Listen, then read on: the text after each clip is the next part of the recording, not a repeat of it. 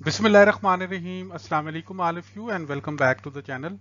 आज का हमारा फ्रेज है if you don't mind me saying या if you don't mind me asking.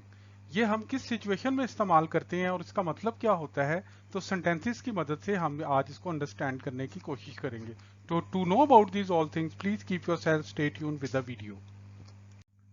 देखें, if you don't mind me saying या आस्किंग का मतलब ये होता है used in order to be more polite when you say something that could slightly upset, annoy or embarrass someone।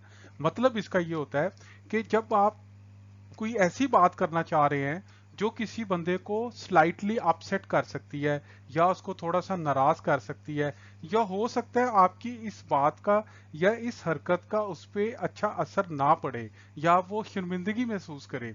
तो जब हम सेंटेंसेस में इसका इस्तेमाल देखेंगे तो ये कॉन्सेप्ट हमें मजीद क्लियर होगा।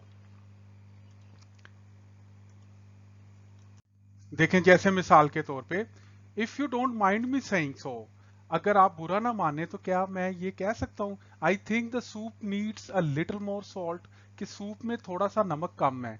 अक्सर होता है ना, आप जब किसी से कहेंगे यार इसमें नमक थोड़ा सा कम है या मिर्चें थोड़ी सी ज्यादा हैं, तो हो सकता है वो बंदा आपसे नाराज हो जाए। तो जब आप ये कहेंगे तो आप बड़ा पोलाइटली कह रहे हैं, यानी कि आप बड़े मैनर के साथ कह रहे हैं कि यार if you don't mind me saying so, यार बुरा ना मानना, I think the soup needs a little more salt, कि सूप के अंदर थोड़ा सा नमक कम है, इसमें थोड़ा सा नमक डाल दें। या how much you earn in a month if you don't mind me asking.